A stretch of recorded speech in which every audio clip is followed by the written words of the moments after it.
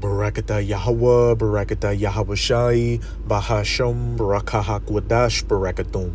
First and foremost, I want to give all praises, glory, and infinite honors to Yahweh, Bahasham, Yahweh Shai. Double honors to the apostles and elders of Great Millstone who ruled and teach well. In peace and salutations to you sincere Akim out there, pushing this word in truth and sincerity to the four corners of the globe. May you brothers endure until the end.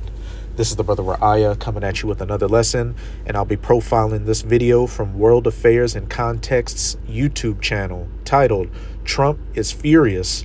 78% of America's military runs on Chinese minerals as China bans rare earth export. And as we'll see in this clip, America and, Esau, Edom, the so-called white man's in a tight bind, because with Trump's administration, it's like every other day he's making threats, militarily and especially economically to China. But as we'll see, a lot of America's military runs on rare earth minerals, refined and exported from China. That's like, a guy sells you bullets and guns and he's the only manufacturer of it. And then you turn around and try to, rob him, of his company and of his goods. But then you run out of the bullets that you can only get from him. So what are you going to do? You're going to be completely assed out. But hey, this just goes to show that Esau, Edom, is losing his little bit of wisdom he has had. Yahweh Bahashem Yahweh Shai is stripping him of his power, because he is living in the final seconds of his rulership before he's taken out. But before I start, this is Jeremiah 49 verse 7. Concerning Edom, thus saith Yahweh of hosts, is wisdom no more in Teman? Is counsel perished from the prudent? Is their wisdom vanished? And again, how are you making threats to a country, that you get a lot of materials you need for your military from? The wisdom is vanishing from Teman, Esau. He's no the prudence of Esau is perishing. But this is a fair use copyright disclaimer. I do not own any of the footage in this clip, nor do I stand to gain from it monetarily. It is simply for educational purposes. Hello and welcome. I hope all of you are doing very well. And if you haven't already, go ahead and subscribe to World Affairs and Context on Substack, on Patreon for extra content, and join our community. The United States-China competition is clearly intensifying. China has held one of the most powerful yet very much misunderstood winning cards in global trade. I'm talking about rare earth minerals, of course. And this week, Beijing played that card, and it did it very, very well. At its core, this isn't just about minerals, of course. It is about control, it is about power, and the future of technology, as well as a big blow to the U.S. military-industrial complex. Ahead of the Xi Jinping-Trump summit in South Korea, China announced sweeping new export curbs on rare earth, on lithium-ion batteries, graphite, and even on synthetic diamonds, which is a move that could reshape global supply chains and intensify tensions with Washington. So this happened just days before a high-stakes meeting. U.S. President Trump has already reacted to the announcement. He commented saying, "Well, it appears the upcoming meeting with Xi Jinping is meaningless," said Trump. But of course, it is going to take place. It is too important not to. Additionally, Washington indicated that it is ready to raise the stakes. It is now ready to raise tariffs on China in retaliation. Which, the threat right now is 100%, which if those go through, hey, that's just going to be even more economic pressure on you Americans out here who are already stretched thin on your, your budgets. China dominates the field. Everybody knows this. It produces about 70% of the world's rare earth, and it holds nearly half of global reserves. That is not a coincidence. It is not an accident. It is the result of decades of strategic planning, of investments. The United States cannot compete with China in this regard, and Washington fully understands it. The U.S. cannot compete because building an independent rare earth supply chain takes decades, not just several years. It's not just about mining, it is about processing. It is about building refineries, about building magnet plants and end-to-end infrastructure, and also doing so very efficiently to be competitive. Now, back in the 1980s, while the United States was scaling down its mining operations, which we now know was a very unwise decision, China was ramping it up. And that's another thing, due to corporate greed, a lot of these corporations, outsourced, manufacturing jobs and labor to a bunch of, second and third world countries just so they could pay them cheaper and, reap the benefits of it. Well, now these nations, they have the infrastructure, they have the skills, and they hold all the cards while America, has nothing. And, back in the 70s, Richard Nixon, paved the way for China to become the global power that it is now by opening up diplomatic and especially trade relations between the U.S. and China and opening up those markets with China to other nations around the planet as well. Again, concerning Edom, thus saith Yahweh of hosts, is wisdom no more in Teman? Is counsel perished from the prudent? Is their wisdom vanished?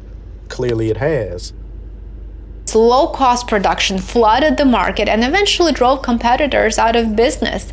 By the time most governments realized what was happening, China had built a near monopoly, not just on mining, but on refining and on processing too. Also, Isaiah 33 verse 1, woe to thee that spoilest, and thou was not spoiled, and dealest treacherously, and they dealt not treacherously with thee.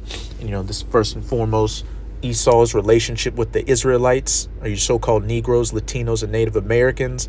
Esau did all this spoiling and dealt treacherously when none of that was done to him. When thou shalt cease to spoil, again, Richard Nixon opening up trade and diplomatic relations between the U.S. and China and these other nations, thou shalt be spoiled. China got all this infrastructure, all this money, all these skills, and now they hold all the cards to where they're able to dictate to America what to do. And Trump has backed down on several occasions when he was barking at China. And when thou shalt make an end to deal treacherously, they shall deal treacherously with thee, putting rare earth mineral export bans on the good old US of A. A country can mine rare earth all it wants, but it is the processing part that plays the integral role, and China is the leader in that realm. Even if country, like the United States or Australia digs up rare earth, they're often sending them to China for processing. That's how important processing is. China's Ministry of Commerce has declared that any overseas exporter using even traces of Chinese-sourced rare earth will need an export license. This hurts the United States because its military-industrial complex depends on these rare earth minerals exported from China into the United States. So this has a significant impact, and it clearly shows who has the upper hand in trade talks. In plain terms, Beijing is tightening its grip on materials that the rest of the world desperately needs.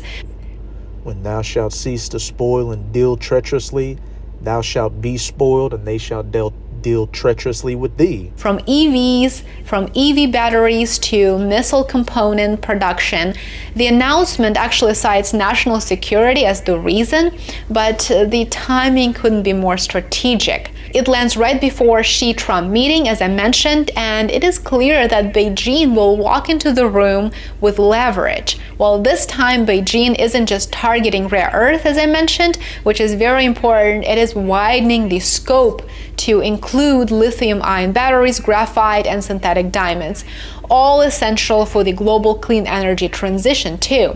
Washington chooses not to discuss its dangerous vulnerability, which is America's military power dependency on minerals that are controlled by China. A new report from Govini, a U.S. defense analytics firm, titled From Rock to Rocket, Critical minerals and the trade war for national security reveal just how deep that dependency runs. It warns that the American military-industrial base increasingly relies on China for the rare earth elements and critical minerals that make its most advanced weapons possible. When China imposed export restrictions on these minerals in response to US tariffs, it sent a very clear message to Washington. It said Beijing understands the power of supply chains and it is willing to utilize that power. The scale of the U.S. dependence on Chinese exports is staggering. The report found that 80,000 individual components across nearly 1,900 U.S. military weapon systems contain Chinese-sourced minerals. That's nearly 78% of all Department of Defense platforms. The vulnerability actually cuts across every branch of the armed forces.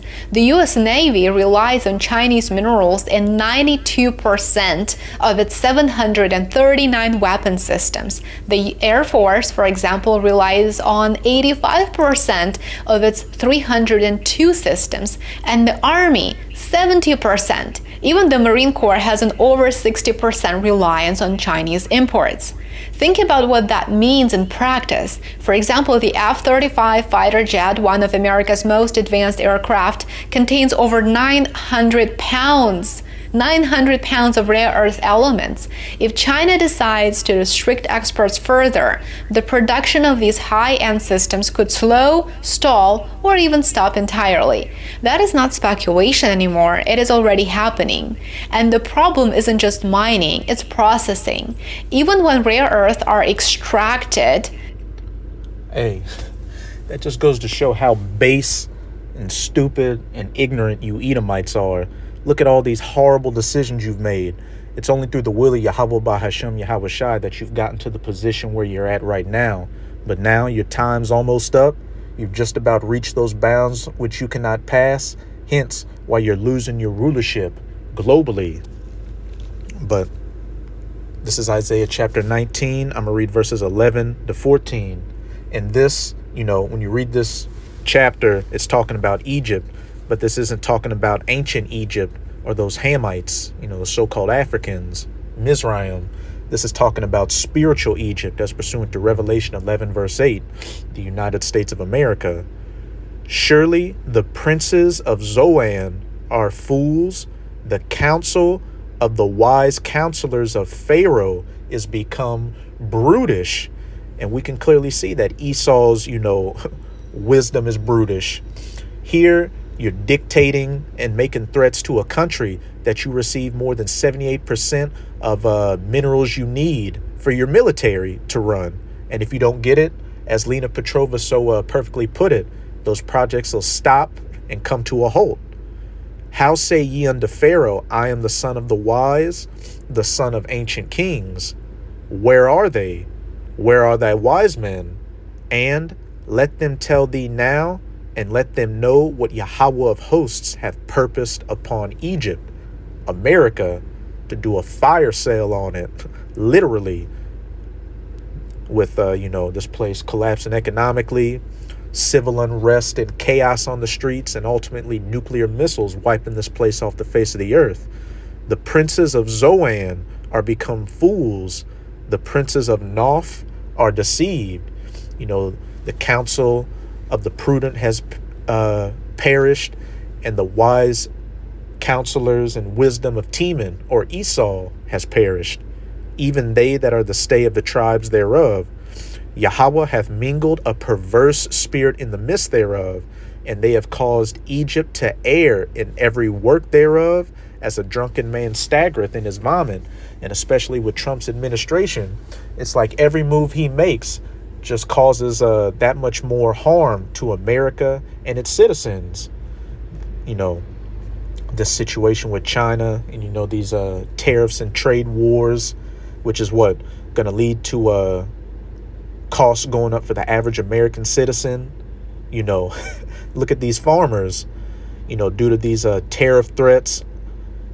What have you had? China not buying, soybeans from America, but then buying it from Argentina.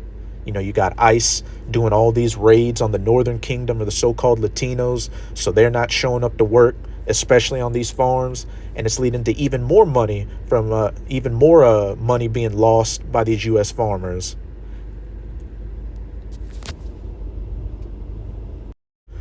So Esau's just finished, and at this point you can cancel Christmas on Making America Great Again. But let's go back. Let me just finish out this clip.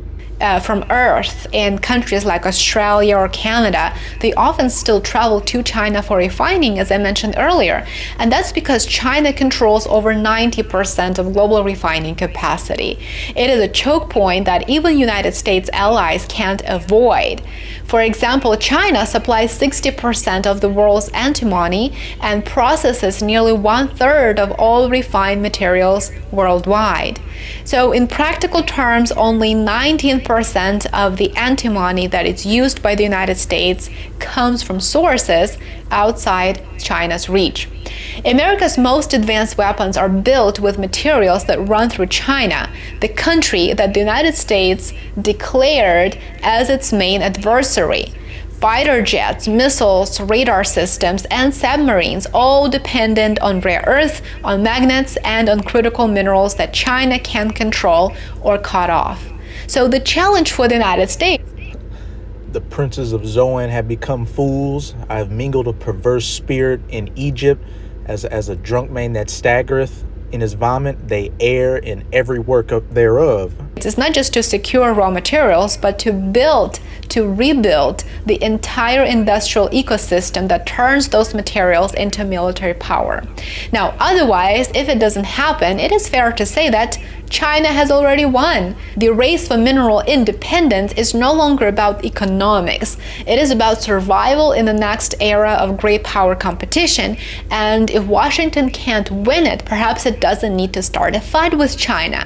With this week's announcement of China restricting exports of rare earth, Beijing just sent a very clear message.